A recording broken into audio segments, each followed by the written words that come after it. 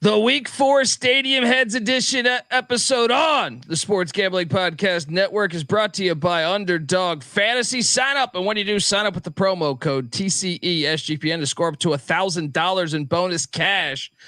We're also brought to you by Rhythm. Get your free 7-day trial period today by going to sportsgamblingpodcast.com/rhythm. That's RITHMM. That's sportsgamblingpodcast.com/rhythm.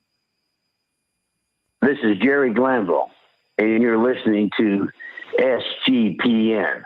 Let it ride, brother. Have something new coming up. One thing that can be done in any case is education. More education and more informed people. That's the way it is with everything. The young ones, they ask me advice, and I always tell them, get as much knowledge as you can. Stadium Heads, man. The granddaddy of them all, the famed Rose Bowl, jammed with the color of over 100,000 fans for its 67th renewal. And the weather here today at Notre Dame Stadium, in a word, it is cold, but it is football weather. The temperature 37 degrees, humidity 79%. Forecast cloudy for light rain later on this afternoon. The average person doesn't know what a good stadium is. They might think they know what a good stadium is, but they think just, our seats are nice and it's so comfortable. We have a 10,000-inch screen we can watch the replay on while we're watching the game, and we got a waiter coming over to take our orders, right? And there's 20 million bathrooms close to us. That's not what makes a good stadium. A good stadium is the look of it, the feel of it, the history of it, the soul of it. That's what makes a good stadium. That's what I mean when I said we're stadium heads. We are stadium heads. They get to run around. Now those people, they shouldn't even be there. That doesn't even count. If you can't get out in the elements, you shouldn't even go to the game. That's the worst thing. Those darn boxes up there, dome stadiums and stuff. We don't need that, right? Welcome to sunny El Paso, the 52nd Sun Bowl, and now this ancient facility is one of the great settings in all of college football. Neyland is now in its 87th year. That's what we are, though. We are stadium heads. Welcome back to the Stadium Heads Podcast, Week 4 edition, folks. Hop on over there, youtube.com/@StadiumHeadsSGPN. Hit that like and subscribe button because we got a lot to talk about. Obviously, another week moving forward in the college football grand scheme of things, whether it's whatever division, FCS, D2, D3, FBS, doesn't make NAIA. We love it all. And excited to talk about all of that action and break down Week 4 and some of these stadiums that my friend here has been going to. If you're wondering who the hell you're listening to, that's fair. My name is Colby Swinging Database Dan, a.k.a. Pick Dundee. That's not a pick. This is a pick. He was raised in the land down under, where a man thinks on his feet, speaks with his fists, and lives by his wits. When Dundee happened, he was a superstar. I'm probably drinking too much and celebrating too much and not sleeping. Would have killed a normal man, but no, that's gone. The medical advice I got from that was like being hit by lightning. Pretend it never happened and get on with your life. It's somewhat accurate when you have a child that's only a few months old. Maybe not drinking, I don't know, drinking like a Red Bull or coffee or so. I don't like Red Bull, but I'm saying coffee. Pounding coffees, staying up. Sure, my son will be whining in a few hours. Let's go. Shout out to the chat. Once again, youtube.com/@StadiumHeadsSGPN. I am joined by my co-host. I like to think he's the gas that makes this show run because he's fucking everywhere. He's the most interesting man in college football, if you ask me. And I'll give ESPN's introduction. It might be better than mine. I wanted to shout out Michael Barker. You can follow him on Twitter @CFB Campus Tour. This is his 84th college football game of the 2023 season. He said he's going to end at 90 college football games he's attended this year with the college football national title in Houston.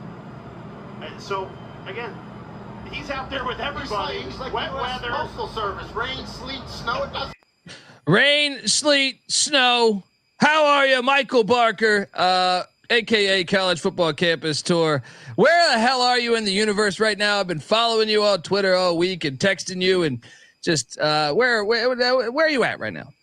I'm in California, back. It's September. We're easing into it a little bit. I have no small children yelling at me or anything, so I feel sorry for you. But at the same time, it will get better soon. I know from experience. But had a great week, a lot of fun.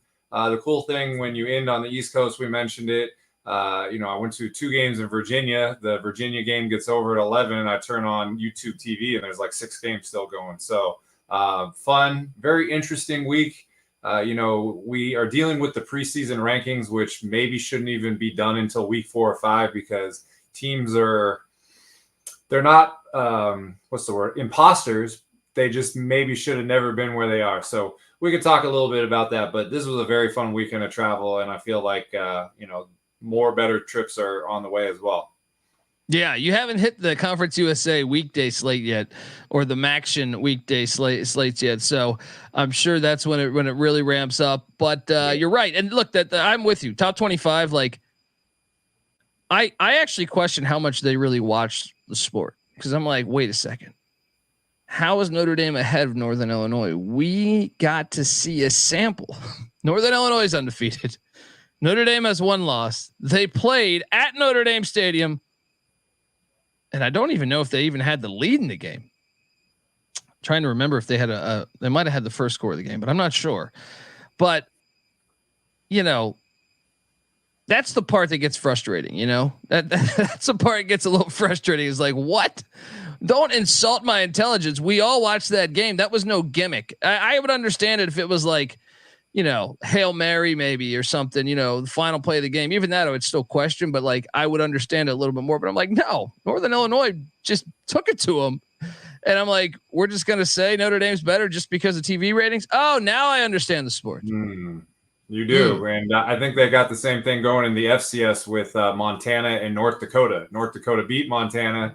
And, sometimes I think they are slotted above them in one of the ranking polls. So, it's frustrating. It will shake out. I will tell you, my dad for my entire life has just said the SEC, basically, they are slotted. And when one team wins and one team loses, the team below them jumps up and you wait till next week and that team can jump the next one. It's not like they're ever going to clear them out of the polls. They all get good losses. Well, if everybody's losing and there's, Alabama and Georgia 13-0 and everybody else lost to them, you can't just automatically say that if it wasn't for Georgia and Alabama, they would have gone undefeated. So, yeah, this is a tricky time. And it used to be before you've talked about the 12-team playoff change and everything. It used to be a loss like Notre Dame to unranked money game Northern Illinois would put you completely out of the playoff. But for a lot of reasons, we're going to have teams that you might have somebody that start out at 0-2 and ends at 10-2 and wins their conference and they're automatic bids. So this whole thing, teams are inflated. They're ranked incorrectly in the beginning and no loss in the beginning is going to ruin your season. So it's a whole new world out there for college football fans. Yeah. And I'll say and I'm one that endorses the 12-team playoff or the, more teams getting a shot because before, if Notre Dame lost to Northern Illinois, I'm not sure they might've gotten the pass. I feel like Notre Dame, if it was anybody not named that's Notre what I'm Dame, saying. Like there's a couple. Ohio State lost to a 6-6 Virginia Tech team at home by 14, right? And they got the invite over TCU and Baylor, and you're just sitting there saying, what? TCU and Baylor were both like top 10 teams. You can go further back in the history of college football. There's some very questionable stuff. If you're part of the elites, you know what I mean? If you're part of the elites, maybe you visited Epstein Island. I don't know, but I'm just saying if you get that pass. If you are Illinois and you lose to an FCS, or a MAC school, you are cooked. You're done. But yeah, I don't know. The sport's been I think this is long overdue in my opinion. But my only thing is I still want auto bids. We know the FCS does that well. And there were some fire games this weekend too on both fronts. The North Dakota State, East Tennessee State game, I thought was fantastic. If you haven't had a chance to watch that one, I don't know if I'm just full sicko mode here, but I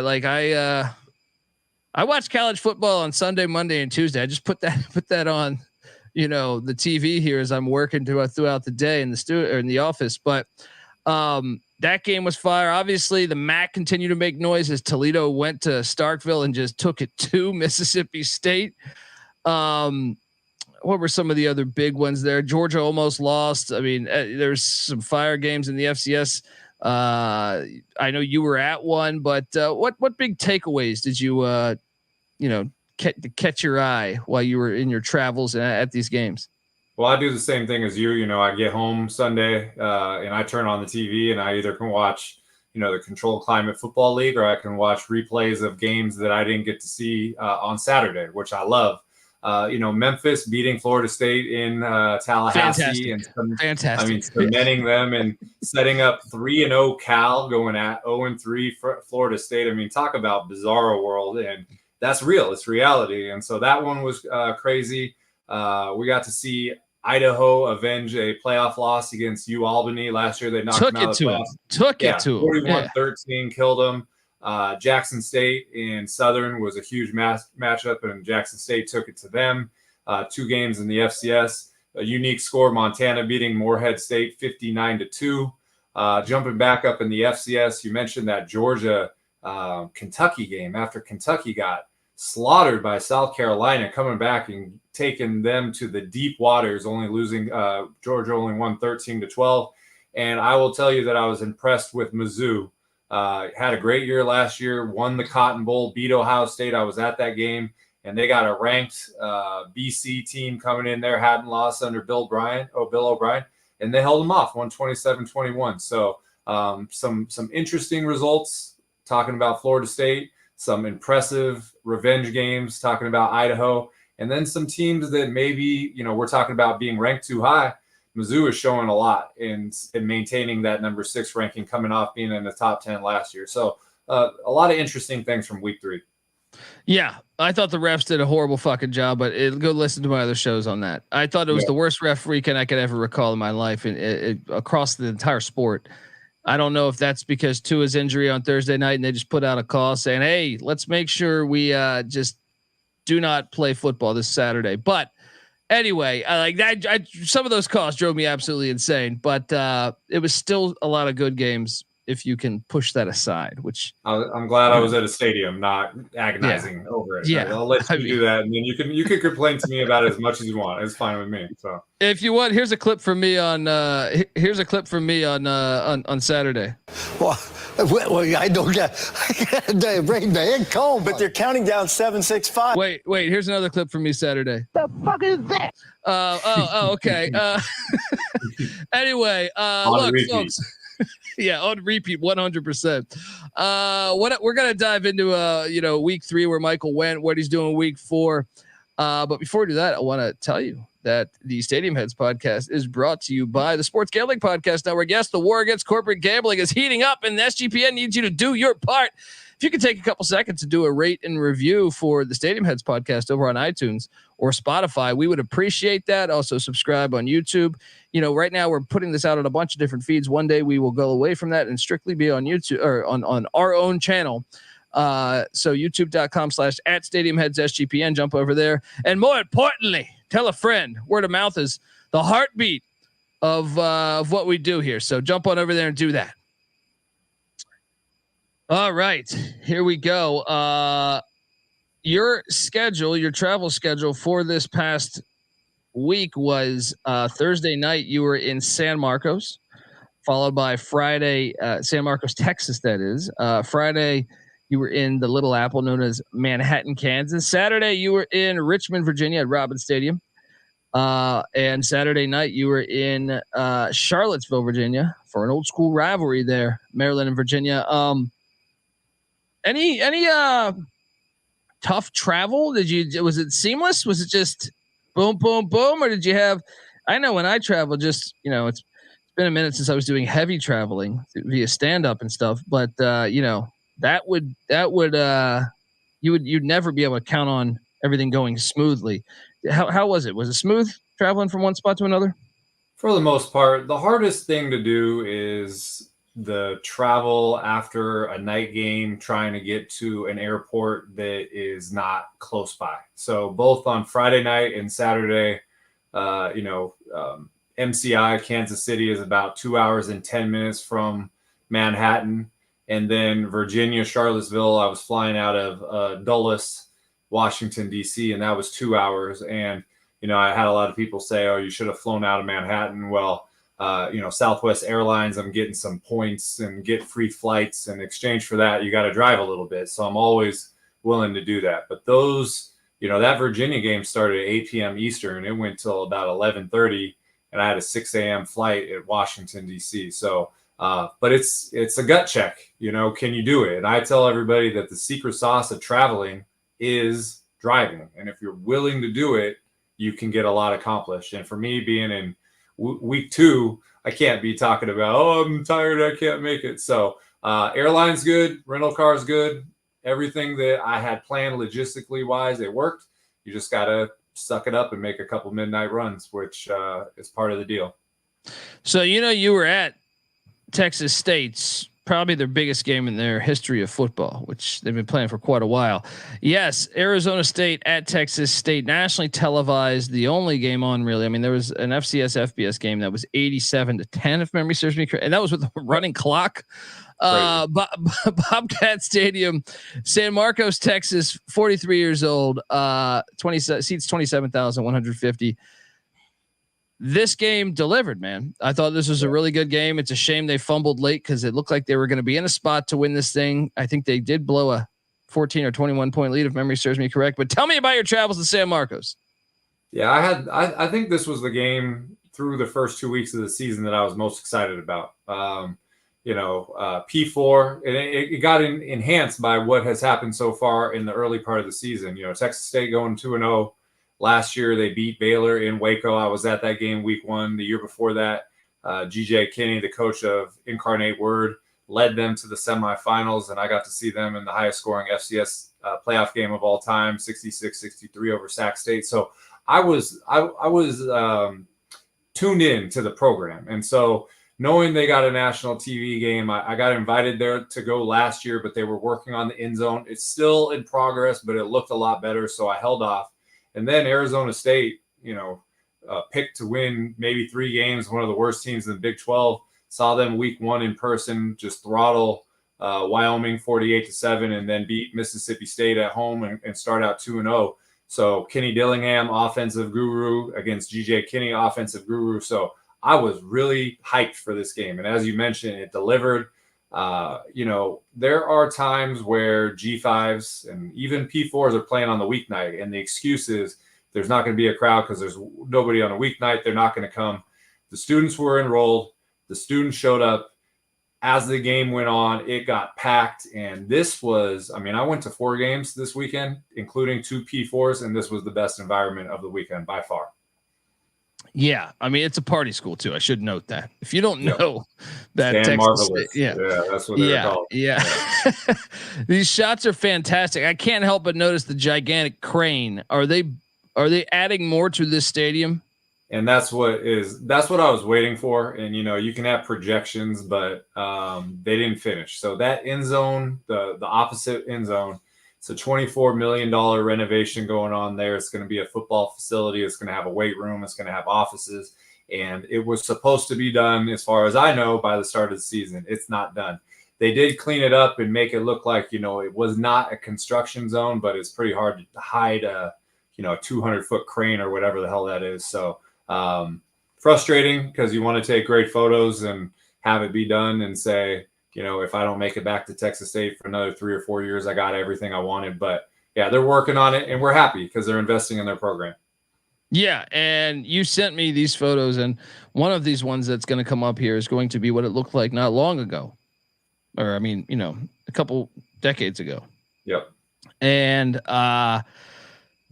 they've really made this thing beautiful, and this is what we mean by, to keep your stadium classic. You know what I mean? Like, you had a great you had a stadium, and you didn't go for some crazy, bullshit corporate America look. You built onto this thing and you made it look classic.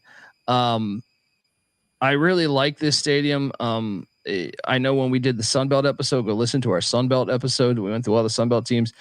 we really liked what they have done, and I want to show people when I get to that. I think it's coming up here, but these shots I really like the press box too, and what they've done on these areas over here on the far right there, and that skyline is fucking gorgeous, my friend.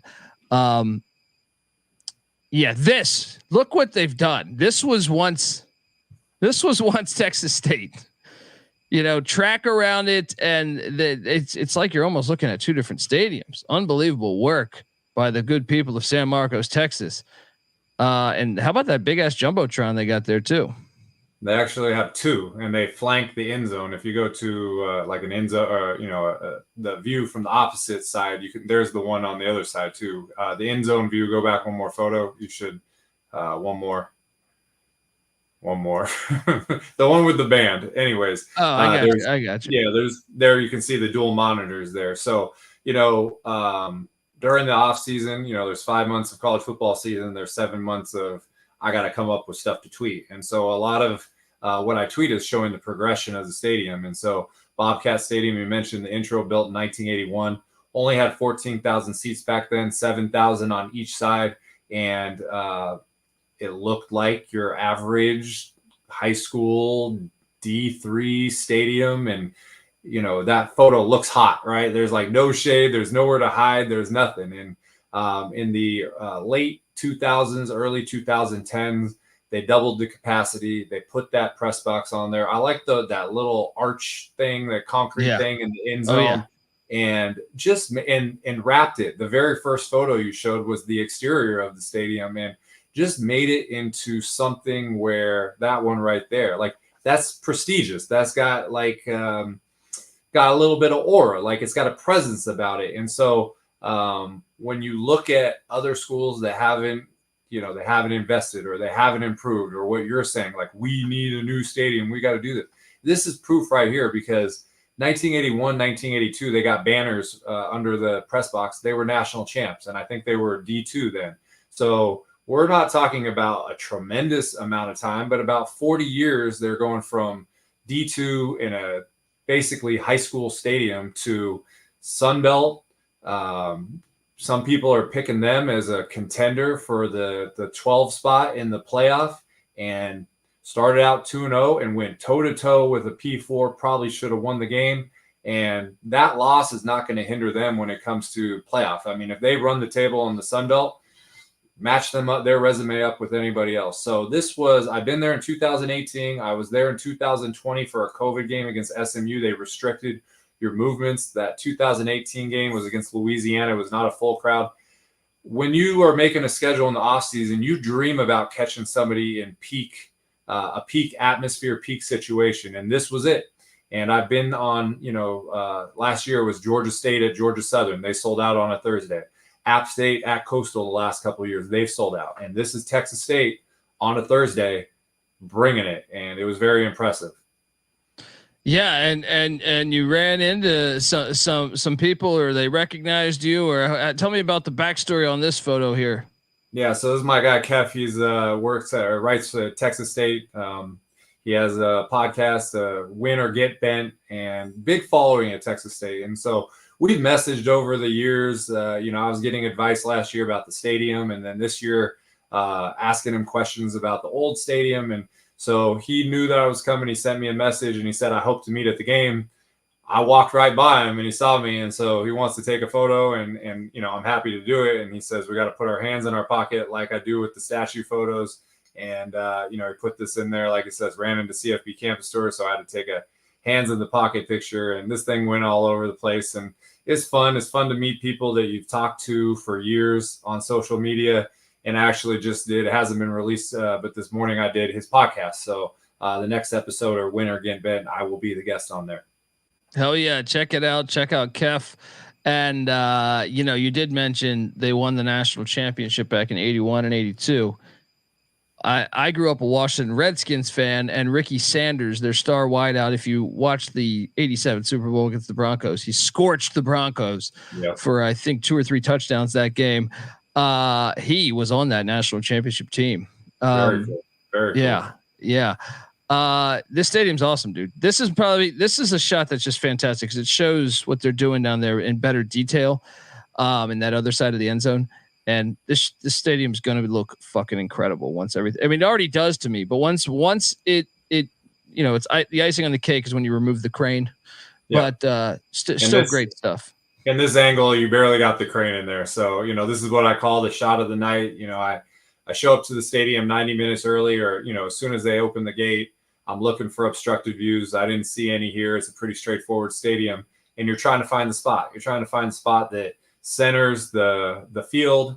You're trying to get both of those end zone scoreboards in the shot. You're trying to give some space for the press box to breathe there. And, just out of the picture is that giant crane. So, I probably want to get somebody to Photoshop that little crane sticking out of the top there. But yeah, this is what you go for. And, I run a lot of stadium polls in the off season, and there is a real lack and shortage of recent stadium photos, especially G5, where it's a sold out crowd that has all the updates of a stadium. And then people will reply, "Oh, why don't you put up the modern one?"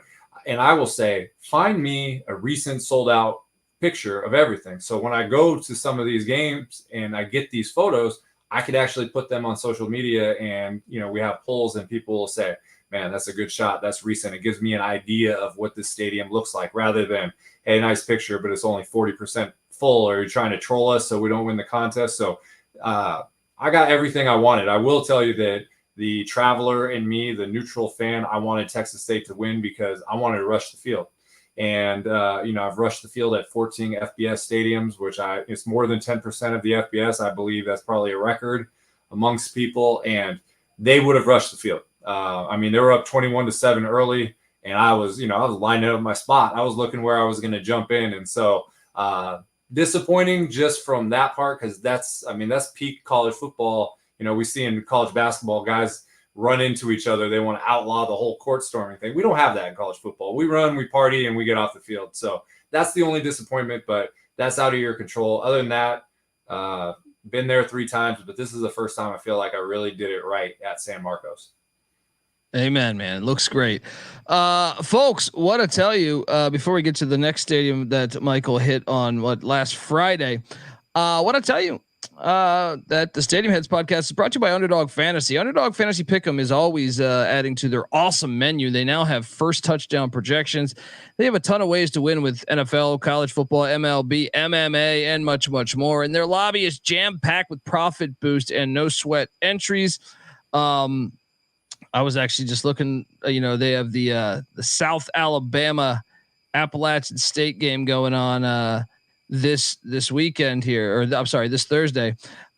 Joey Aguilar, the starting quarterback of the Mountaineers there in Boone, they have him for a higher or lower 2.5 passing touchdowns. They also have Gio Lopez, the starting quarterback of the Jaguars, for 1.5 passing touchdowns. I kind of like taking a shot on Lopez over 1.5 passing touchdowns. The way App State's defense did look better last week against ECU. The week prior, though, they got lit up by Clemson. I don't know. I still think I would take a flyer on Lopez there.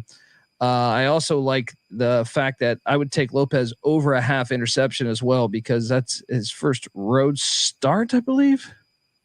I guess he started at Ohio, but Ohio isn't lit like Boone on a weeknight. So get on over to Underdog Fantasy, sign up. And when you do, sign up with the promo code TCESGPN to claim your special pick plus first time deposit offer up to $1,000 in bonus cash. UnderdogFantasy.com, promo code TCESGPN. By the way, I believe Lopez didn't start that Ohio game. I think he was injured, so this would be his first road start. Let's go. Shout out to the chat, by the way, youtube.com/@StadiumHeadsSGPN. Get on over there. Shout out to Kevin from FCS Nation Radio. If you love FCS football, you got to check out FCS Nation. Their coverage. Shout out to Stone Labanowitz as well, our friend. And in the most credible rankings each week. If you go and check out their rankings, there's no agenda. You don't have to put North Dakota State just because you live in proximity to them. So you want the most credible, neutral rankings, check them out every Monday. They come out about 10 a.m. every Monday, Pacific time. There we go. Next, you did a stop. So did you drive from San Marcos to Canton? No. Okay. So, folks, I know you're probably sitting there saying, what the hell am I looking at here? Jerry Quickle. Am I pronouncing that correctly? You got that one correct. Okay. I have deemed him this, but I'm pretty sure everyone else has deemed him this. So maybe I'm just not creative, but I deemed him Helmet God. I just picture Rick Moranis in Spaceballs. Wait, I think. Hey Jerry, I got something for you here. And may the Schwartz spirit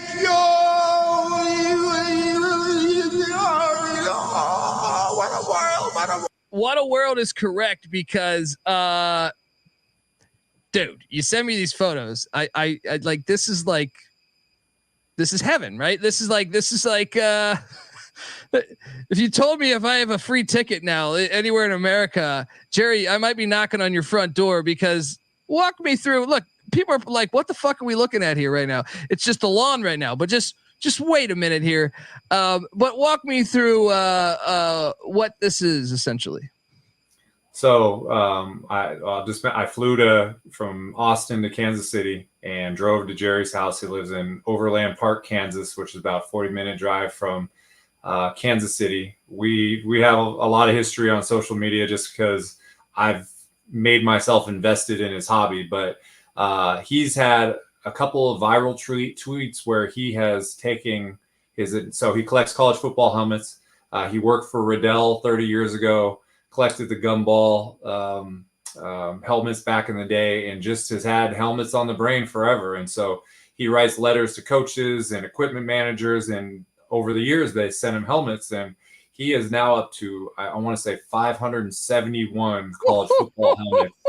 And if you go back to the house photo, he's had viral photos where he's put the entire collection on the lawn, and those things have gone crazy. And so I've helped Jerry get a few helmets, and just because I can do boots on the ground, and I think he's collecting for the right reason, but I just have not had an opportunity to stop by his house.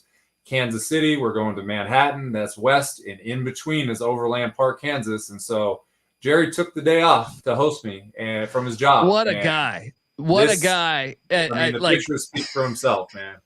Look at this. YouTube.com/@StadiumHeadsSGP. And if you're listening to this on the audio side, you're missing out. But like, it's the ultimate man cave with every football helmet ever, pretty much. Like, the only thing we're missing is like, and I'm sure he has it probably somewhere, is like Sammy Ball's leather helmet way back in the day or something. But oh my God, like he's got a little bar too. This thing is heaven. This is incredible, man. Yeah, and he, so he's a Emporia State grad, close to University of Kansas. So he has like 20 Kansas helmets. When you enter his man cave, it's almost like the "Play Like a Champion" sign. It's a basement, and it has the Kansas slogan. They're organized by D3 and all that. So this photo right here, I'm going to talk about myself for a moment. These 5 helmets I've helped Jerry get through my travels. Charlotte last year, they asked me if there was anything that I could do for me, and I said, I'm good. If you could send Jerry a helmet, that would be great. He has 130 of 134 FBS. He's missing 4. Georgia State, Georgia Southern, Old Dominion, Jacksonville State. So if you know someone from there, I'm on the hunt for all 4 of those. But Charlotte was 129. It became 130. You got that. Fordham, I was at a Fordham game, and I talked to the AD on the field, Ed Cole, and I told him about Jerry, and they ran and got me a helmet. You mentioned Kevin Marshall. He connected with Kevin Yeager, equipment manager down at the Citadel, got that one. My buddy Micah, he's works SID, athletic department at ETSU. He got that one. And then Massachusetts Maritime, I did a D2 game or D3 game 2 years ago. I showed them Jerry's stuff, and they gave me a helmet. So these are 5 that I contributed, but we're talking about 571. So Jerry got 566 all by himself. These are great though, man. Like, I mean, yeah, great work from you too. Like, anyone listening to this, if you could help him out with those teams that he doesn't have. I mean, come on, look at the passion. I mean, first off, I have to ask this question without being a dick. Is he married? Because I don't know if I could get away with this many helmets in my house. I have a hard enough time with like 15 bobbleheads. Yeah, no, that was the craziest. I met his wife there, and she's awesome, and she's totally supportive of it. And for me, like, I wouldn't go and try to help him if I thought he was in this hobby for the right reason or wrong reasons. But he's he's in it for all the right reasons, and he's got his family invested. He's telling me about like opportunities are out there that are maybe going to happen, and not even wanting to pull all the levers that are available to him because he wants to obtain them not through force, but through people that are willing. And so that's why his tweets have gone viral. That's why, because you just see him, he'll hold up, he's got a t-shirt on, he'll load up all off season. It was the helmet of the day. And, we're thinking, oh, it's got to be the FBS, but it's D3, it's NAIA, it's, cool names like the Marauders. And just, you look there and it's like a museum. To be honest with you, it's a museum. And I stayed there for about 2 hours. I mean, I could have stayed there for the entire day and hung out. Gotta stay. This is the coolest thing ever. He needs Georgia Southern, you said? Georgia Southern is one. Their equipment team follows me. I would love to connect that. I think I can get him Georgia Southern too. If you can't, I think I could get him that. Yeah, Georgia State. I'm going to Old Dominion October 24th, so I'm going to try there. And then Jacksonville State, I'm going there on the 9th of October. And when we did the episode last week, I told you I met somebody that at the Braves game who just started working at Jacksonville State. So I put that little seed in his head. Jerry's grandson is named Jax, Jax. And he told me he wants to have a photo with his grandson wearing the Jacksonville State helmet, the Jax State. So, I mean, if that's not enough to get it done, I mean, what do we have to do here? Exactly. This is incredible, man. Jerry, look, I appreciate you hosting my friend Michael here, but you might get a random knock on your door and have some jackass named Pick Dundee with a cocktail in his hand saying, "Let me see the helmets. Show me the goods." He's very open to it. I mean, it may be hard to get you out of there, but you're definitely welcome to enter. Let's go. I mean, this is awesome, dude. This is what I'm talking about. Shout out to Jerry. And look, I love how he has the UNLV Kansas, the matchup that was happening that night on the coffee table. And nice shirt there, Stadium Head shirt, folks. You can get that in the SGPN merch store. Go jump on it, or the SGPN app, which is free to download in the App Store and Google Play Store. I love how you're. Did he say which helmet do you want? You chose Hawaii, correct? No, correct. So he likes the island helmet. They got the new version with the islands on one side. There's a slightly, they still wear this helmet, but I don't have a favorite college football team because, I didn't go to a school with football, but, I've talked on many episodes. I love Hawaii. Their program has been great to me. And I wish I could, if it were my choice, I would have held up like 75 helmets, but I wanted one. And he pulled out he polished it before we took the photo. That's fantastic. How awesome is that? He was like, "Oh, it's kind of collected a little dust because it's been hooked on the wall." And so, space is an issue. He's been creative. There's like a spillover bedroom. He's doing it in the stairway. There's a descending stairway down to the basement. But I think that if Jerry ends up with, get him all the helmets he's looking for, he'll figure out a way to display them in his home. That's incredible, dude. And I look, much like you in a way, that's kind of how I found you on Twitter, and then we became friends. I was just very fond of your work. And Michael's on Twitter at CFB Campus Tour. I think if you follow his page, you'll just be like, "Whoa, this is incredible." In the same way that, like the algorithm recommended me Jerry, and I was like, "Who the hell is this with all these helmets?" Absolutely fantastic stuff there. Go Tops to saying, how many Western Kentucky helmets does he have? I don't know if Michael's going to know all this off the top of his head, but yeah, I know that I shot a 2-minute video and I did a little tour, and I tried to get every photo in the frame, and people were screenshotting them to be able to see it. I don't think he has any of the new, the big red ones that are going out there. I am going to Western Kentucky next month, so I know some people with the program, so maybe I'll do that. But I know what you're talking about as far as like what Jerry does. It was a little bit of a, first of all, like just a guy you could talk to for hours, like just a football guy. So comfortable right away. But it was, it's the same feeling you're talking about. It's almost like game recognized game. Like this is my friend Blaze De Silva in Las Vegas. He's got every Pocket Pro helmet of every D1 team going back their entire history. I've been to his house, and he was in Texas and he moved to Vegas. I've been there. So Blaze is top of the hobby, and Jerry and this side, those are the two goats. But I've met Blaze. He's a good guy. We're friends. This is the first time to meet Jerry in person, and great guy. And I'm rooting for him. And, if I can do anything to help and do a small little contributing just because I'm at places and I could be an agitator, I'm going to continue to do it. So it's great. It was a bucket list thing for me.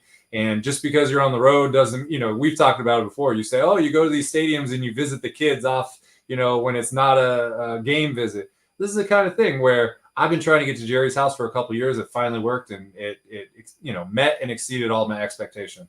Fantastic stuff. And look, go Tops. If you got any insight on how to get a Tops helmet, just, we appreciate you watching, but I mean, come on. Man. I know he has one. I just don't know. I don't know the model number. I could find out. Gotcha. Yeah, fantastic stuff. And then Jerry was awesome. First, I love how, is this like an extra bedroom? You just roll over and you're getting just football helmets. Fucking incredible. Yeah. If somehow there was like a lightning storm, it canceled the Kansas State game and the Kansas game, I would have stayed in this bedroom. I would say, please just let me roll over and hit my head against the Sparky ASU helmet or something. Yeah. Awesome stuff here. And yeah, man, look at that setup, man. Perfect. Like I don't need to go anywhere ever again. You know what I mean? The Hall of Fame doesn't even have this shit. I bet you the Hall of Fame doesn't even have all these helmets. So the Hall of Fame does have a wall of all 800 helmets. They do. But second current 800 or a retro? I think that there's a wall. If you Google the College Football Hall of Fame, right when you walk in, there's a giant wall. But that being said, number 2 person in the world is Jerry Quickle for sure, and he's doesn't have the leverage that the College Football Hall of Fame does. So he's the independent person with the biggest college football helmet collection in the world. We got people saying he could Airbnb that room for some serious cash. That's a good point. Yeah, it's a nice neighborhood too. So you get a nice neighborhood, and you get to it's college football heaven, right? Yeah, you pointed out that the UNLV Kansas matchup is there. Like that's what we dream about as kids, having little helmets. And yes. You're a Redskins fan, and I'm a Niner fan, and if the Niners played the Cowboys that weekend, you want to have some kind of little figurine in your field. We would do it with the gumball machines. Yeah, we would do it with. Remember, like we would load them up and try to like match up every game going on that weekend. This is awesome. This is just very impressive stuff. Look at everywhere you turn in this house. That's a bathroom right there. Yeah. So if you want to take a helmet into the bathroom and examine it while you're handling your business, there's plenty available right there. So. Unbelievable. And then shout out Jerry did a great tweet too. Hell of a good guy, and appreciate he does a tweet basically saying he loves watching Michael do his thing and promoting college football and the positivity and passion. I would say the same to Jerry, right? I mean, he's similar in a way of like not many people do this. No selfish motives from Jerry. Does he want to have them all? Does he want to have a complete collection? Yes, but that's what people do when they collect things. And he doesn't have the financial means to go out and, because he talked to me about there's helmets that he needs on eBay, and they're like $300 and $400. Well, persistence pays off. If you write letters for 2 or 3 years and it finally comes through, you just saved yourself money. I mean, imagine dropping $300 times 570. That's when your marriage, that's when it starts to be, that's when the wife is not going to like what's going on. That's there. True. So that's true. What the hell is this transaction? Yeah, keep it in the basement and don't pay anything. And I love you. Exactly. We got to move out, and all we got to live in is helmets. Then it's a different conversation. So that's true. Anytime you're in an argument, I'm going to go downstairs and stare at my helmets, darling. All right. They love me. They don't judge me. Exactly. 5 minutes of that, you come back up saying, UNLV had a great helmet in '89. Just great stuff there. Unbelievable. You're actually causing arguments just so you can go down the basement more often, right? Your eggs are terrible. I'm not okay. I'll be in the basement for 12 hours. And you just exactly. Oh man, Jerry, we know your motives, man. All right, we know your moves. That's awesome. Look, before we get to your next stop, though, I do want to let the people know that the Stadium Heads podcast is brought to you by BetUS. Bet with the best of the business with BetUS. BetUS has been around for more than 40 years. You can bet anywhere, too. I know it says BetUS, like it's in, but it's available in tons of locations internationally outside of the U.S. So check it out. BetUS just launched an all-new live betting experience. Easily, you deposit using cryptocurrency. You get lightning-fast payouts. I like, App State to take care of business on Thursday. Use our link to sign up and get 125% deposit bonus on your first 3 deposits. Wow. Go to sportsgamblingpodcast.com/BetUS. That's sportsgamblingpodcast.com/BetUS. Promo code SGPN so they know we sent you. BetUS, America's favorite sports book. We're also brought to you by Rhythm. SGPN's proud partner. Rhythm is the #1 AI-powered sports betting platform that provides insight for bettors of all levels, the ability to build, custom predictive betting models in seconds too. And you can get predictions for betting on money line, spreads, totals, props. Rhythm AI had a great NFL week 2, 22.5% ROI on NFL spread bets and a 44.3% ROI on NFL money line bets. Build your own model, or you could just copy one from the performing models, the top leaderboard. Essentially, you can just hit repeat if you want to be lazy, or you can build. I'm gonna build what I like, and then it'll adapt around that. Rhythm gives you predictions for every game and player prop. It also has the slowest stats, research, trend analysis to give you even more of a betting insight. Claim your free 7-day trial today by going to sportsgamblingpodcast.com/rhythm. That's RITHMM. That's sportsgamblingpodcast.com/rhythm. All right. We are back on the Stadium Heads, and you jump from Jerry's house over to Bill Snyder Family Stadium there in Manhattan, Kansas. How far of a trip is that? And how any weather? Any just Kansas? I just watched that Twister remake. Don't waste your time. Wife's call. I wish I had Jerry's basement. All right, I would have been like 5 minutes into that movie. I would have been in Jerry's basement. But tell me about your travels and if you caught any weather or anything. Yeah, no, easy drive. I stayed at Jerry's house too long, so it kind of changed my schedule. I thought I was going to be there, and all of a sudden I'm kind of busting ass. But it's only about a 90-minute drive from Overland Park to Manhattan. So I want to tell you about the power of what we're doing, the power of your show, the College Experience. So during the week, I got a message from Elliot Money, who is a viewer of College Experience. And you guys were talking about, there's the quote right there. So shout out to Elliot. And he watched you on the College Experience and mentioned that I was going to this game. And I got a DM from him asking if I had a ticket, asking if I wanted a tailgate.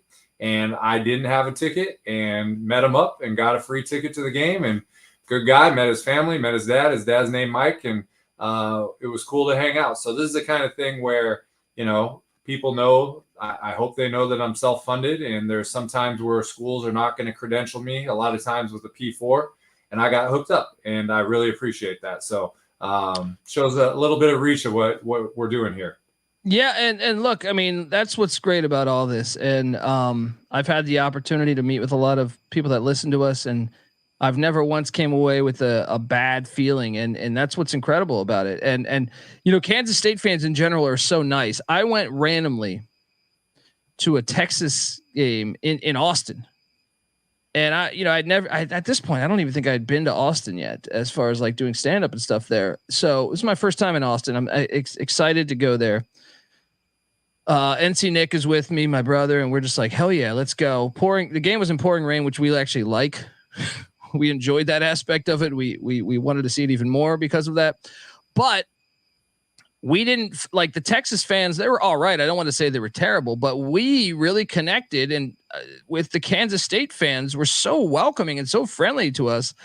It was awesome. Like they were one of my favorite fan bases based off that experience.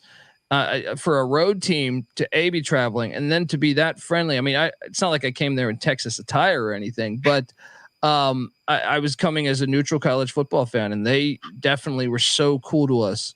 And it seems like Elliot's right on cue with the K-State fans that I met there in Austin, Texas. But that's great. You got to meet up with them, man.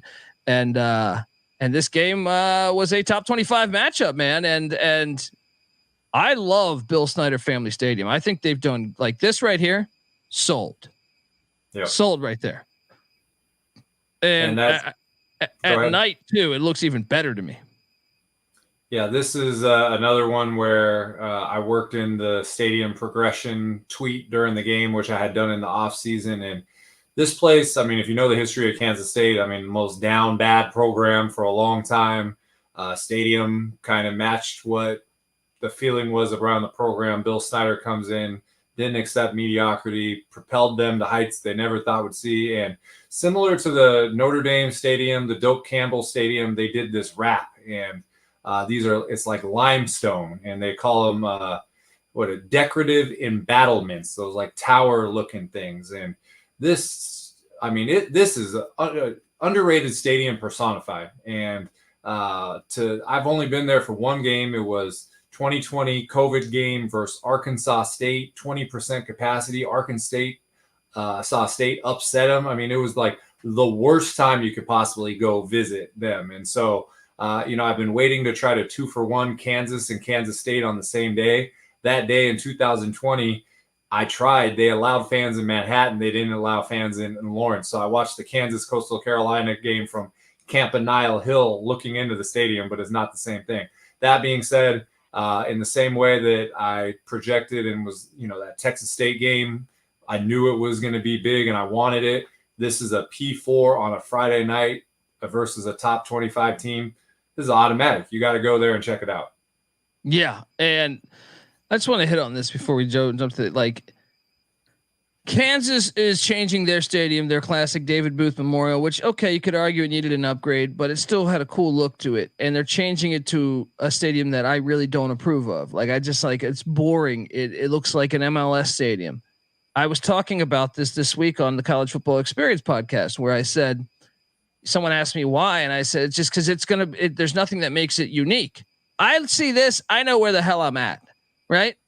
And I can't help but notice both recently, are doing, this wasn't there that long ago, and one did a great job, and one is doing a bad job, in my opinion. There's huge differences of the two, and I can't give my example any better than look at Kansas State compared to Kansas in this regard. I'm with you. And, the another stadium that's coming up is New Ryan Field, and they knocked down a 94-year-old stadium. When you go to Kansas, you look at, they got, pictures of Gale Sayers on the outside, and it was Memorial Stadium. And, they got rid of the track, and could there be improvements? Yes. It's the same thing with Ryan Field. They're spending $800 million on New Ryan Field and lowering capacity from 47,000 to 35,000. Imagine if you took 400 of that, 400 million, half that money, and worked on original Ryan Field. You could have the great look of a classic stadium on the outside, and inside all the modern amenities you want. You don't have to drop capacity. So that's what we want. And Kansas is the contrast of that. They're building, like you said, it looks like Snapdragon Stadium in San Diego. I'm from San Diego. I'm happy they got a new stadium because they were in purgatory once the Chargers left. That being said, it does not resemble what we've seen at UAB in South Alabama, these new stadiums that have prestigious looking press box. They look like college football stadiums. So, hold judgment till 2025, but I'm with you. It doesn't look like what we would want in college football. And this evolved into something that if somebody wanted to say this is the best stadium in the Big 12, I mean, I wouldn't say that you're wrong. You may mention a couple others, but this is definitely one of the top stadiums in the Big 12, and it hasn't been like that. It's in its entire existence. Hell yeah. Oh yeah. And Go Tops also asking what weekend you're coming to catch the Tops there in Bowling Green, Kentucky. He will figure out a good tailgate plan for you. So I believe it's going to be October 30th, I believe. So Conference USA, you'll have multiple teams playing. So there, you can double, Kennesaw State. I've never seen a game at Kennesaw State. I think they have one on the 23rd and one on the 8th. And I'm not sure which one I'm going to go yet, but I believe it's the 30th, but I will announce it on Twitter when I know for sure. Yeah. So make sure you do that. Hit him up too at CFB Campus Tour. He'll come by your tailgate if he can. If he's not running late from the from the previous stadium. This stadium's awesome, and I can't help but I came into this. I couldn't believe how many people thought Arizona was going to win this game, and I say this as someone, Noah Fafita, the starting quarterback of Arizona. I've been friends with his dad over a decade, and I want to see him succeed. And same with McMillan, their childhood buddies. But I thought this was a hornet's nest. K-State, you don't just walk into K-State especially on a weeknight game. I was all over K-State here, and they looked the part with Avery Johnson in one of his biggest games of his young career. The press box is fantastic here, by the way, might I add. Tell me about your travels of actually attending the game and being here with a real crowd as opposed to COVID. Yeah. It's very satisfying because I have the same exact photo from that game in 2020, and there's nobody there. And this is what you dream of when Jerry collects helmets. I collect photos. I could never collect helmets because I would be crazy. I would want them all. And this is the kind of thing where this is in my control and I can go to these games. But I can't control the crowd. I can't control the environment. And the contrast between 2020 and this, it's amazing. And it was a Friday night, and maybe, you're thinking, oh, they're not going to show up. They showed up. They got an undefeated team. The two gorillas in the room, Texas and Oklahoma, are out of the conference. I call this the even Steven conference. Everybody has a shot here. And so they capitalize on it. You should give yourself credit, because when we talked before this game, you talked about their Arizona struggles at NAU, and you're a little bit worried, and they walked in there and they were overwhelmed. And very nice. You mentioned the crowd was great. I mentioned the story about tailgating with people, but even though I got a free ticket, I never sat at the seat. I just roamed the stadium the whole time. But everywhere you go, you'll never think that this was a mediocre, below average stadium at some point. It looks incredible, and that press box is a signature piece, and all stadiums should have it, because that's what defines a stadium. And you look at this with the purple and the press box, this is Kansas State. Now, Jerry, if you're still listening to this, please turn the show off. As a Kansas fan, you're not going to want to hear me say this. Yeah, too late. I love Kansas State. I've always enjoyed the style of, like I said, even pre-meeting those fans in Austin, they do college football right to me. And they're always, to me, like, I'll be honest, like sometimes I get sick of every team being air raid and stuff, but even back in like the 90s, like I love what they were about. They were a hard hitting, great special teams, great defense, just everything that was right about college football to me. I love their team. Like they always had a quarterback to me that was a gamer. See, I think the quarterback transition over the history of time drives me a little bit crazy. Because like the way they protect, like the way you protect a quarterback, or like I call them, there's a lot of lawn chairs. I call them all lawn chairs because they're not athletes. They're just protected by an offensive line. Some of them, and Kansas State always has like a gamer to me, like a quarterback that is willing to lay it on the line for his team, which I think is the definition of what a quarterback should be.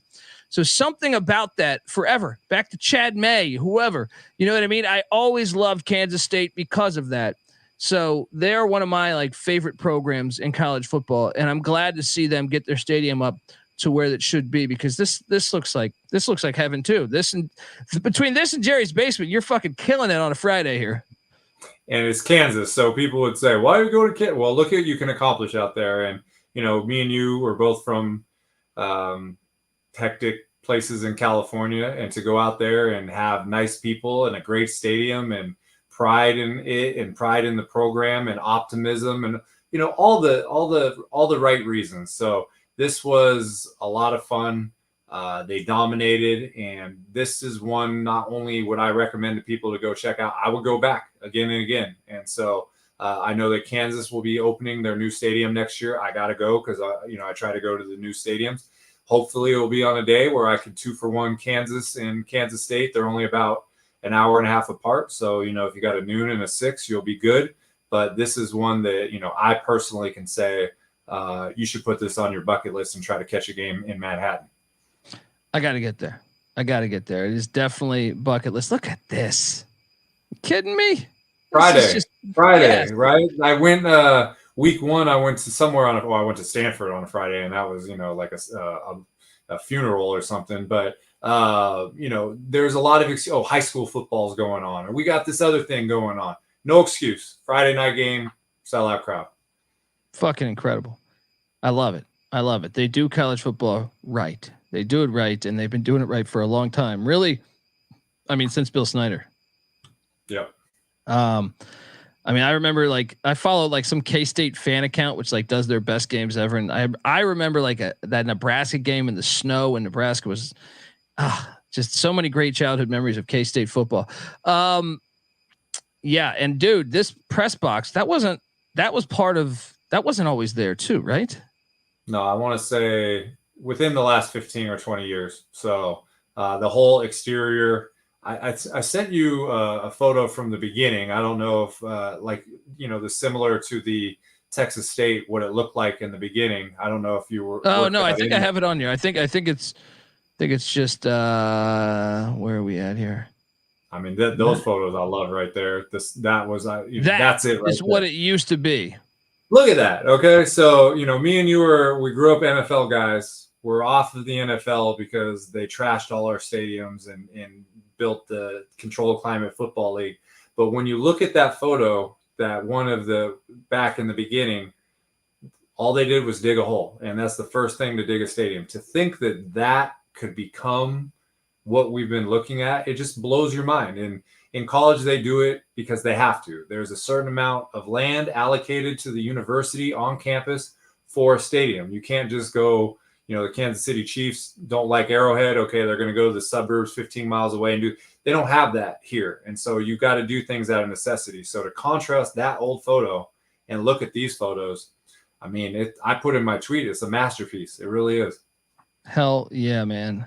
YouTube.com/@StadiumHeadsSGPN, folks. This is a show I highly encourage you to watch. It's cool to listen to. If you're driving cross country, you're going on a flight, cool to listen to, but watch this thing too. And that's the exterior right there. So, I had a zoomed in one where you can appreciate some of it, but I'm telling you, look at the Notre Dame exterior. That right side is very similar, the way that the buildings are stacked on each other. But this is just, it's so much more than a football stadium. It just is a work of art, to be honest with you. Yeah. It's fucking phenomenal. Absolutely phenomenal. They shot off some fireworks, I'm assuming at the end of the game or for a score. Every time they scored, and they were going off a lot. So, yeah, dominating performance there. I got to get out there. And then on Saturday morning, wait, hold on. So walk me through this here, because obviously Manhattan, Kansas, Richmond, Virginia, not necessarily close to one another. So you drive to, here's my guess. Wichita, Kansas City. So Kansas City, Missouri. Yeah. So Kansas City. Okay. Kansas City, Missouri to Dulles. It was. I flew into Richmond because it's tight. So there was no airport within driving distance. There was a direct flight. So you can fly into Dulles. It's a drive. And so there was a 6 a.m. connecting to Detroit, land at Richmond at 11:44 a.m. It's a 25-minute drive to the stadium, and the game was at 2. So I ended up getting to the stadium about 12:40, about an hour and 20 minutes before. Changed. I got credentialed. It was the only game of the weekend that I got credentialed, so I had to change into like a collared shirt and look like I hadn't slept in the car for a few days, and which right. I did. I went into the press box and I was wearing sunglasses, and I was like, if I take these sunglasses off, you guys are going to see a guy that looks, not like you should be in a press box at a college football game. But got in there plenty of time. Shout out to the SID Christian. Shout out to the whole team up there at ESPN Richmond. They had me on their not only did they have me on the radio show during the week, but during the broadcast, I talked to the sideline reporter and just talked about my travels. But we were able to make it in time. Flying into Richmond, that really made the difference. And this is what I know. Bob Black is the guy, the play-by-play guy for ESPN Richmond. So shout out to him. Hell yeah. This is one where me and Kevin from FCS Nation Radio were talking. We thought Charleston Southern was going to be alive to come in. Richmond hadn't looked that great so far this year. Spiders, if you don't follow FCS football, folks, you need to. But also, Richmond has been a very good program all throughout the years, including winning a national championship. Robin Stadium, Richmond, Virginia, 14 years old, seats about 8,215. Something about Richmond and I don't want to say, like, I was surprised with their move to the Patriot League, which is coming next year, I believe. I'm still curious to like, did you get any sense of like why that move happened? Because I just don't want to speak negatively about it. I was perplexed a little bit by that. Yeah, I mean, the obvious thing is that the big dogs are leaving the CAA. You got JMU went up. You got Delaware leaving. Some kind of hurt some people's opinion that their seeding for the playoffs last year, they didn't get as many teams in because it's not as top heavy. But I don't know everything. But Richmond, as you mentioned, 2008 national champions, built this stadium in 2010. I saw them in the playoffs last year play at Albany, off to an 0-2 start, but a very high-end upper echelon FCS program. And it is surprising that they're going to the Patriot League. Maybe it involves other sports. I'm not sure. But there is a big difference between historically in the last, 15, 20 years, CAA football and Patriot League football. Shout out to Tool in the chat saying they're stepping their game up. The Patriot League is okay. Right. I can tell you this. If you would have asked me at any point over the past 25 years, I would say Richmond has one of the best logos, helmets, everything. The Spiders is awesome. And look at this. You got they need to call the stadium the Cobweb. No one comes into the Cobweb and gets a dub. But that is fire right there. YouTube.com/@SGP or at Stadium Heads SGPN. You're seeing a how do I even describe this? Like what is this? Is this on a That's the back of the bleachers right there. And so, instead of having, metal bars, they got a spider web that is there. And it's just cool because, we've talked about Jackrabbits, we've talked about Rattlers, we've talked about unique names in the FCS. Lean into that. I mean, create a vibe, and that's what they did. Hell yeah. And it's just the coolest logo. It's fucking spider. Look at this. I love it. I love it. It's got the goalpost right in between its fangs or whatever. And somebody said there was a reply in my tweet that said like this will give my girlfriend this is like nightmare fuel for my girlfriend, So, but that's what you want. Set the tone for the opponent, right? Oh yeah. I mean, look, it's a cool. Yeah, exactly. And I tell you, this shot right here. You sent this to me and I was like, oh, okay, I'm sold. Tell me about your travels here and your take on this stadium, because I can tell you, I like the press box. I like the brick build. I'm assuming that's brick building there. Yep.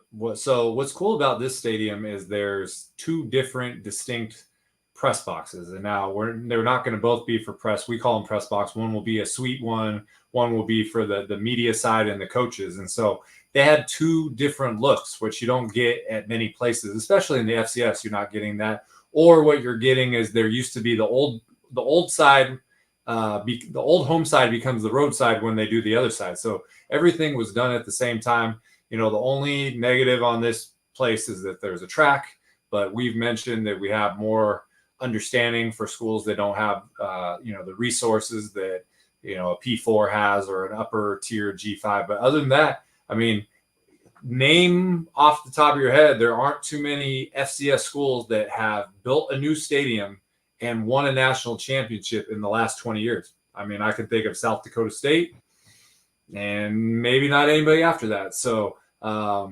lot to be proud of at Richmond.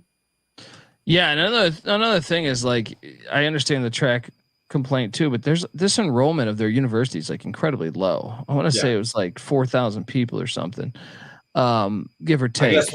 I guess what I'm saying is that we did the FCS Best Invitational voting tournament in in the off season, and places like Franklin Field and Stewart Stadium at Weber State, people just automatically gave them a negative check because they have a track. And we understand in the perfect world, like if you're an FBS school, there's no reason to have track. You can't have track. But in other places where money is not flowing, and you mentioned the enrollment, there's more understanding for that. So that I think they should play the national championship at Franklin. Oh, I agree. Yeah, we're on the same page. I'm just telling you, when people critique a stadium that don't have the knowledge or background, that people that think about this stuff all the time, they'll see a track and they'll say, I don't like that. And there are circumstances where it's acceptable. That's all I'm trying to say. Gotcha. Yeah, this place, and I mean, Richmond put it on them.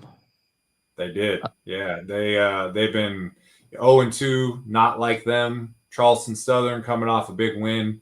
And this, 38-0. This game was never in doubt. Dominant performance. I like that open end zone right there with the trees. You always talk about, woods and greenery. Love it. Beautiful location. Beautiful, fun city, beautiful location for a stadium. But yeah, this was an ass whooping. Don't count Russ Huseman and the Spiders out. I think he was the DC, if memory serves me correct, on that national championship team. Their current head coach. Look at that helmet. Come on. I'm sure Jerry has that, but that's one of the best helmets in college football. Yeah, I put out a tweet and all I said was badass helmet with a little spider logo emoji, and that thing bounced around. And so we think the same thing. And somebody mentioned, man, if you inversed it, right? If you did a dark helmet with the red spider, it would look cool, but you can't go wrong with that. You used to put that everywhere. They had the dark helmet before with the red spider. So both are, you can't go wrong. Like you said, it's like, it doesn't matter what you do, it's going to look good. Couple different, is that two different projectors? Or is that the same one? That's the same one, and they have an old, like an old scoreboard that's still up in the opposite side. And so this was the shot of the day. You have choices, but I just like, it says something, welcome to the University of Richmond on that press box. And below it, the brick wall right where people are sitting, it says 2008 national champions. They were co-champs of the CAA last year. You see all 1968 Tangerine Bowl, everything that you want to see out there. And this is the view where, you get the trees in the background, you get the big video board, you center the press box, you make sure you get all the angles so you're not cutting off everything. This is the shot that you want to walk away with when you go to a game. Yeah. And I'm excited. I'd like to get there because I grew up, a couple hours away from there. Never been to a game. Went down there for some of their minor league baseball stuff. And Chuck Burton. So we're going to shout Chuck Burton of the College Sports Journal did a 4-part special on Richmond football, folks. If you like Richmond football, go check that out. This shot is fire. And that's the other side. So you can see two different, just go back and forth and look at, you got two different press boxes, which is very unique. Yeah. And then, it's just, this is a cool stadium, man. I got to get there. And then look, if old school Tecmo Bowl glory, this is Brian Jordan, folks, who played with Dion. Remember the Falcons had their secondary, where both the guys in their secondary, two of the guys in their secondary, played in the National Football League at the same time of playing in the MLB, which is incredible. Brian Jordan started, what team was he on? The Braves? He was on the Cardinals, right? Or the Braves? He was on the Cardinals and the Falcons at the same time. Great Pro Bowl safety, and he turned out to be a very, very good baseball player as well. Yeah, and look, Richmond football has been very good. Sean Barber, if you remember the linebacker, he was at Richmond. They've been a really good program for a long time. So that's pretty cool, man. Look at the uniforms back then. They had the silver helmet. Man, those are dope. That's a dope look. Yeah. And our guy Jerry Glanville, who was on the intro there, he was his coach in the NFL. So the man in black. Fantastic stuff. So from Richmond, Virginia, you head to Charlottesville, Virginia. Do you run into any travel problems there? How far of a trip is that for you? Yeah, a little over an hour. This 2 was the Richmond kickoff, 8 was the Virginia kickoff. So the Richmond game ended about 5:15, an hour and 10 minutes. I got to Scott Stadium about 6:40. And look, growing up in the Washington D.C. area, this was what back then in the 90s you didn't have a choice of what you got. It was like the regionality. We would get this is what Virginia would end their season with every year, right? This was the bigger rivalry than Virginia Tech. Patty C's a Virginia fan, and he still talks about he goes Virginia Tech's a rivalry, but Maryland was more of a rivalry, during those years. And now, once they left the ACC, then it became Virginia Tech as the main one. But this is a rivalry game, and I've watched this one far more than almost anybody. I feel like glad to see it back on the schedule, even though it's early in the season. Scott Stadium is one of my favorites. Charlottesville, Virginia, 94 years old, seats 61,500. But I will say this, and I'm curious. Patty C was not happy. I was watching at the studio with him. Not happy that they didn't pack it. He was very disappointed in that. Did that catch your eye? Absolutely. This is a pregame shot. The reason I sent this to you is because the sun went down at 7:30, kickoffs at 8. In a perfect world, the kickoffs at 7. This is the photo I'm getting. So love the stadium. Feel the same way. I love those pillars in the end zone. It's the bowl, it's the horseshoe shape. I love the students filling the hill. I went there in 2019. They beat Virginia Tech in the first time in 15 years for the Commonwealth Cup. We rushed the field. It was incredible. I thought this was going to be a similar vibe. 2-0, came back down 13 points against Wake Forest, pulled that win out. The old rival you're talking about, I thought this was prime time, 8 p.m. I thought this place was going to be packed. And, this is kickoff right here, about 10 minutes into kickoff. I was very disappointed. And maybe I'm not tapped in, and it's probably the truth. I just assumed I'm not in California. I'm going to ACC, big-time football state, because you go to JMU, you go to Liberty, you go to all these places, Virginia Tech, obviously, and they did not pack this place out. The students did. The students filled up the hill. They allowed students to go into the crowd this year. I was told that's a newer thing, so they filled up there, but very light and no vibe, no atmosphere at all. I was disappointed in that. Yeah, and it's a tough academic school. And they for some reason, I don't know why. Patty, it drives him crazy why they're not better with the amount of in-state talent. They got beat by Maryland, and Billy Edwards, the starting quarterback of Maryland's from Virginia.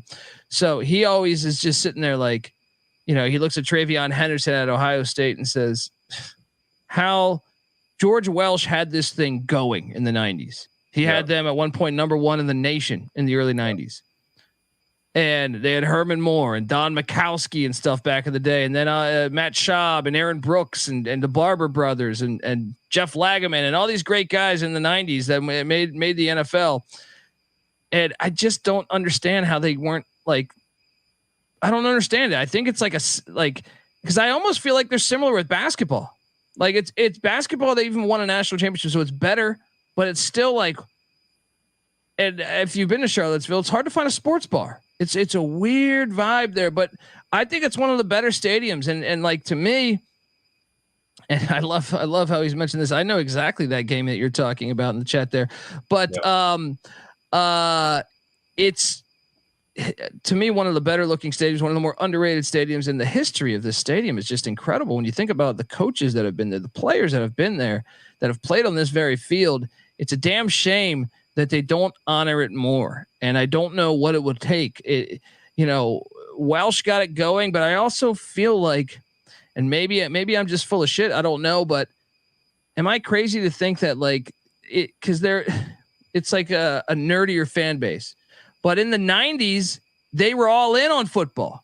I don't understand how that changes over from a generation to a generation. I guess I don't know. They had some dark years there, I guess.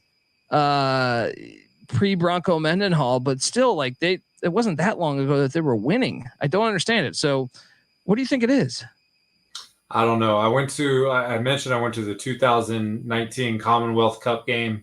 They won that. It got them an appearance in the ACC championship. What was it? Perkins was the quarterback. Bryce and Perkins. and they showed up for that game. And so I just thought this was going to be that. And so this is more. I said the previous photo was the kickoff photo. It wasn't, because it was dark at kickoff. So this was 50-yard line, probably 5 minutes into the game.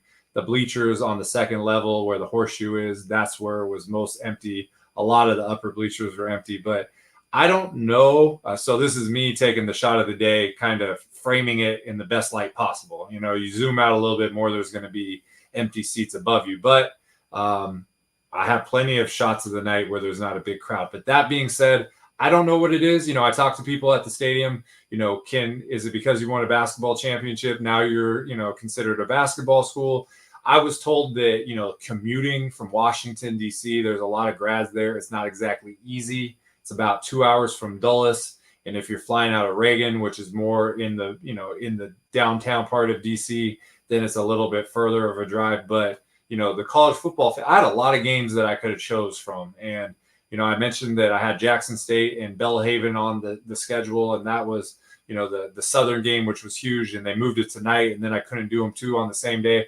But that was the kind of game that I wanted. And I made the assumption, 2-0, old rival, happy to be undefeated. The new ACC, Clemson's down a little bit, Florida State's down a little bit. It might be gettable, and they just didn't react in that way.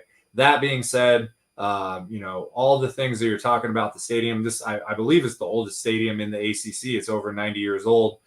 61,000 is a great Bobby number. Dodd, though. Bobby Dodd, right? Bobby Dodd, yeah. So number two, 60,000 people is a great number to have a good crowd. It's not too big to not be able to sell out consistently. That hill, as I mentioned, look at the hill. The students are there. They pack that thing out. When you walk through those pillars under the scoreboard, I mean, there's students everywhere. So they did their part. I thought it would be heated. I really did. And it wasn't. And I always try to take positives from it. So I love the experience. I love the stadium. I've been there twice, and it has ROI. You would want to return to this place a lot, but just I misjudged what I thought this was going to be. Yeah, especially with a rivalry game, an old rivalry reborn. And to all in the chat talking about the 95 Florida State Virginia game, that's one of the best games I've seen in my life. But once again, that place was packed. That's what I'm talking about. It seems to be a generational thing. Patty actually texted me this regarding this stadium. And he was saying, he goes, 41,000 is what you saw show up. He goes, for your arch rival that you haven't hosted in 10 years, when you have the chance to go 3-0 for only the fifth time in the last 20 years. And that almost always includes an FCS, which it hasn't thus far, right? Or no, it did with Richmond week 1. And he goes, the only thing I can say is we have shitty fans right now. And that was his text to me about this. And I love those end zones, by the way, with the way I don't understand it, man. They got to get it going. I don't know what it's going to take. And this part of the stadium is phenomenal as well. Yeah. It feels like a club. I mean, honestly, This is, I wanted to get shots from every angle, and I walked there. I was like, there's like 10 rows of students between the hill and me. It's going to be really hard to do that. But this is the kind of thing where, we love Soldier Field, the old Soldier Field. It gives those vibes like old Illinois Memorial Stadium before they redid that.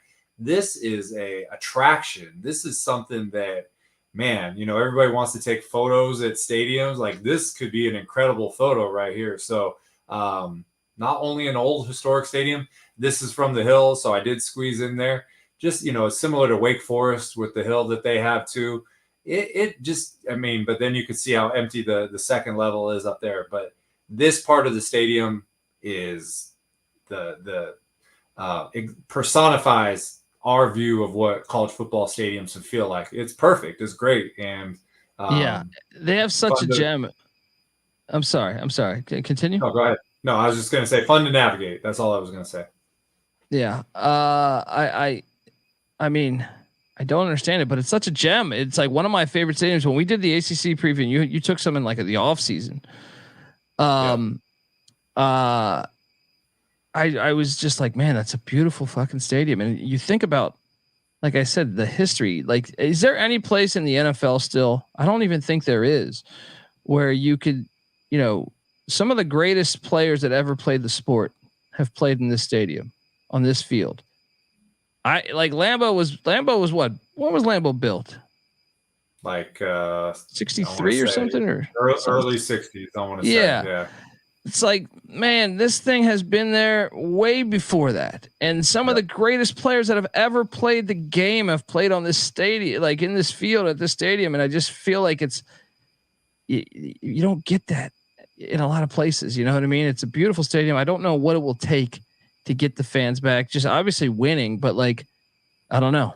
I just don't know why you wouldn't go to a game in Charlottesville there and support your team. Especially with the rival. Oh, obstructed view alert. We got one at the buzzer. So this one they built, you can see that's like press row right there, and they stuck it out. And it's funny, I was looking for somebody to help me with a photo, and I always try to choose younger people because older people don't know how to take photos. I'm sorry to say. So I told the kid I need this at 0.5 and I need the other one at landscape, and they did everything. They recognized me. I took photos with them, I guess, and they knew who I was. But yeah, this is one where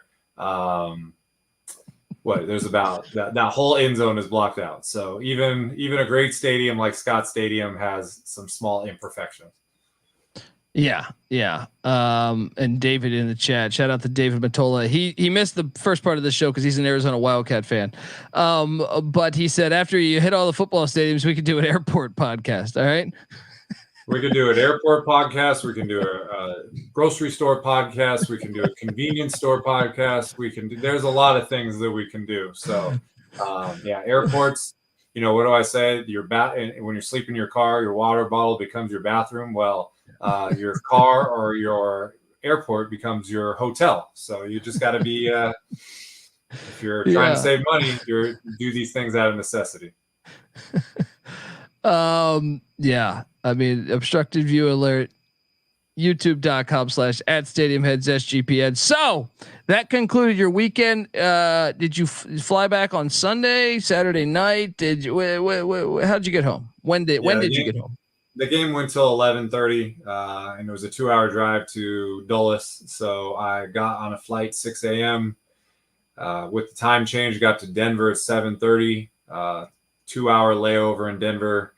Another hour time change. I landed in San Jose at 10:55. I got home about 12:40, and I thought I was going to be absolutely dead tired, but I pretty much slept the whole first flight and then slept on the ground at the Denver airport. And by the time I got home, I had energy. I wasn't ruined. So that's what you do when you only have 3 days of travel. You mentioned when Conference USA and MACtion picks up. That's when you're doing the Tuesday, Wednesday, Thursday, Friday, 2 on Saturday, over and over and over again. It will be a lot. The recovery will be a lot harder. But I was home by 1:00 on Sunday. Oh man, there you go. And this upcoming week, your schedule, you will be at Kidd Brewer Stadium there as South Alabama takes on Appalachian State. Kidd Brewer is one of our favorites. When's the last time you were there, by the way? Last year. So this will be my 6th game at Kidd Brewer Stadium, and that is the most of any. And we mentioned that what Texas State did on a weeknight, Appalachian State, they sell out on a weeknight. So I should preface this. I haven't even tweeted this out. I haven't even made my graphic. So normally I do it on Monday. I just did not have time today. So people are getting a preview of what I'm going to put out on social media. So App State Thursday night, it's going to be the first time out of my 6 visits where there's going to be light at kickoff. And this stadium is one of the best to photograph, but I've never got to photograph it except where it's pitch black. So I'm hoping beginning of the first quarter, people find their way to their seats and I can get some, incredible photos of Kidd Brewer. So very excited for that one. I've been to Kid Brewer as well, and that stadium is to me one of the best in all of America. Boone is an awesome town. You got to get there. Excited for that one. Then on Friday, you go to another stadium I've been to, Memorial Stadium, Lincoln, Nebraska. Big time matchup. 2 undefeated teams. The Illini heading in to take on the Cornhuskers in a series that goes back to I think 1891, if memory serves me correct. Memorial Stadium. When's the last time you were at this? So Thursday, you're going from North Carolina to Lincoln, Nebraska. What are you flying into there? So tomorrow night or Wednesday night, I'm flying at 9 p.m. to take the red eye, landing in Charlotte at 10 a.m. Then driving up to Boone, watch the game, drive back down to Charlotte, and fly into Omaha. I land in Omaha around 9, and then it's only about an hour and 20-minute drive to Lincoln. So I will be there plenty of time. And the last time I was there was 2021. They played Michigan. It was a great game. I want to say it was like 31-29, very close. But one thing I will say is Syracuse is playing Stanford on a Friday night. And if you look at the next 2 games that I have, it would be a hell of a lot easier to go to Syracuse than those 2. But because you're mentioning how big the stakes are for this game, I mean, both Illinois and Nebraska off to 3-0 starts, and just a historic, great 100-year-old stadium, and those fans pack it out. I think I read this is going to be their 400th consecutive sellout this game. So I have to be there. And I'm, it's the logistics are difficult, but this is a must. And so I'm very, very excited for this one. Yeah, and then on Saturday you turn around and you go Princeton at Lehigh. Shout out to all in the chat who will be at that game as well. He said, and he's saying, reach out to Chuck Burton of Lehigh Football Nation, Steve Lamagino, for someone in their athletic department for credentials. He says as well. Shout out to that. If you are not, there's also I follow a Lehigh football podcast they do, but anyway, excited for you to get to Goodman Stadium. I know it's one of our favorites, and Princeton starting their season. This is where the Ivy starts the season, heading to Lehigh. That should be a good game because Lehigh looked good. Like to me, the Army game, they pulled the upset the other day. Tell me about were you flying in Philly? Yeah, so this one, to make this work, you have to. I'm after the game in Lincoln, I'm driving to Kansas City, and that's about a 3-hour drive. Kickoff time is 7 p.m. local. I'm probably not going to get to Kansas City about 2:30 in the morning. I have a 6 a.m. flight. It will land direct in Philadelphia at 9:39 p.m. It's about an hour and 20-minute drive to Bethlehem to Goodman Stadium. I'm going to arrive there about 20 or 30 minutes before the game. And, I talked about it could have been easier going to Syracuse. 2 weeks ago, I went to a Connecticut doubleheader, Central Connecticut State and Sacred Heart. And I will tell you that not a lot of people, but some people on social media said, you shouldn't be going to these places and or make them a priority. And I'm trying to be the only person in the world to see a game at every FCS school. Coincides with every D1 stadium in the country, and the Northeast not only does not play many night games, but some stadiums don't even have lights. Goodman Stadium doesn't have lights, and so these early games, early weekends, you have to make a choice. And my choice is I don't want my last year of my goal to be all small Northeast schools that maybe a lot of people aren't familiar with. So you got to pay your dues and do that. That being said, you mentioned Goodman Stadium. When we did our FCS Bangers episode, that was one that was on there. Incredible location, incredible views, not that old of a stadium. And so this one has been on my bucket list for a long time. The one game you probably should go to would be the Lafayette-Lehigh game, which is the most played college football rivalry in history. It's at the end of the year. And so I'm just going to pull the trigger on this. Princeton, obviously historic. I think they have the most national championships of all time, and their season opener is not that far from Princeton. So hopefully there'll be a decent crowd, but this is one I've had on my list for a long time, and I'm looking forward to checking it off. Hell yeah. And then you follow that up with it's a 2-for-1 as he goes to Marist. The Red Fox is taking on the Bison of Bucknell at Mathewson Memorial Stadium. What's that time run there? What is that? Lewisburg, Pennsylvania, if memory serves me correct.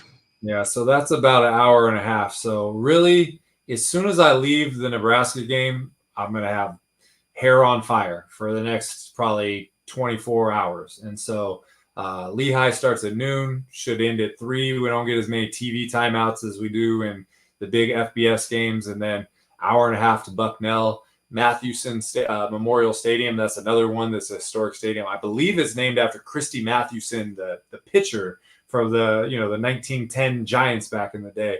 But the famous feature there is called the Hedges. In the end zone, they have Bucknell and Hedges spelled out. So I visited the stadium a couple times, but I've tweeted out before the season my map and what I have left. And if I'm doing, last week I did, or 2 weeks ago I did the 2 in Connecticut. These 2 to thin out the Northeast a little bit with 2 visits. I'm happy about it. It makes me feel like I'm serious. Like I'm seriously trying to go after this goal because there's a lot of temptation. There's a lot of great games out there that I want to go to, but I really think that at the end of the day, in 2 seasons, when I'm sitting 6 or 7 away from being the only person to accomplish this goal, it will all be worth it. So, but I'm not discrediting them, but people have said again that, man, you could go to this, or you can go, Oklahoma is playing Tennessee and you could do it. I know. And I'm trying to check every box in my travels. We're going to 100 games. Hopefully we can check all the boxes within those 100 games. Yeah. And the travel schedule there just bouncing all around the United States there. And yeah, excited to break it down next week, folks. Please give Michael a follow on Twitter at CFB Campus Tour. I mean, the guy is, like I said, like to me, the most interesting man in college football. Jerry Kirkle quickly right behind him. But yeah. Make sure you give Michael a follow. Obviously documenting all the stuff. It's fantastic. I think it's one of the best Twitter follows you can do. Once again, at CFB Campus Tour. And I can't wait to see these, especially to me. I mean, I've been to the first 2, but I'm still excited to see them, see if they've changed in any regard. But the other 2, I'm really excited for. So I would even push back to those comments you're getting on Twitter. It's Parents Weekend at Lehigh too. Let's go. And look, Tuel, hit up Michael on Twitter at CFB Campus Tour. Folks, make sure you check out the Stadium Heads podcast, wherever podcasts can be found, iTunes, Spotify. But what we would really like also, besides subscribing to those, is if you can hop on over youtube.com/@StadiumHeadsSGPN, hit that like and subscribe button there. And if you could go over to iTunes, give us a 5-star review. It takes like 2 minutes out of your day. That would be great. Yeah, do that. I'm on Twitter, by the way, at the ColbyD. I host the College Football Experience as well. Check that out. And check out the FCS College Football Experience as well, and FCS Nation Radio. Look, we'll just plug all of this stuff. Let's go. Till next week, folks. This is the Stadium Heads podcast. You better start thinking about yours. And we out of here.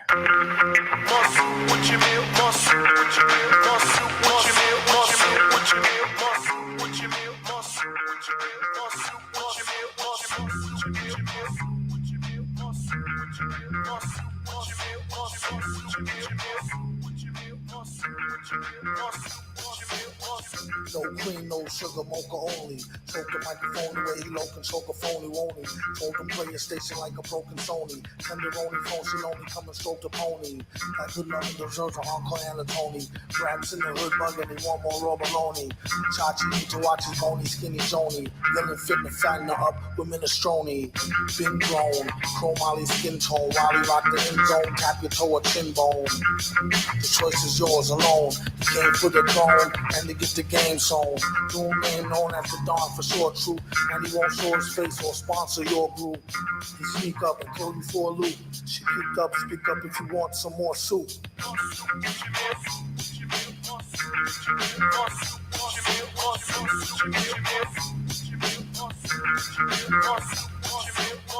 New shoes again, who do's cruise again, who's too smooth, who's slews want snooze with them. No surprise, no new news to him. Here's a light bulb, now how many of you screw this in? I do better when it's less team effort. With an old blue sweater, I'm a less clean wrestler. Full circle, back to the grind board. Mike by the mirror, I'm the best I ever saw record. Mope and doom, get it sewn like an open wound. Two signs up in the lab will make it go kaboom. They said don't mix those two properties together, probably end up with some empty eye sockets or whatever. I'm only here to hunt pleasure like some treasure. Never from a whack pack of bitches like the Heathers. After this, you better owe them for some loot. You freaks, what the fuck would make me want some more soup?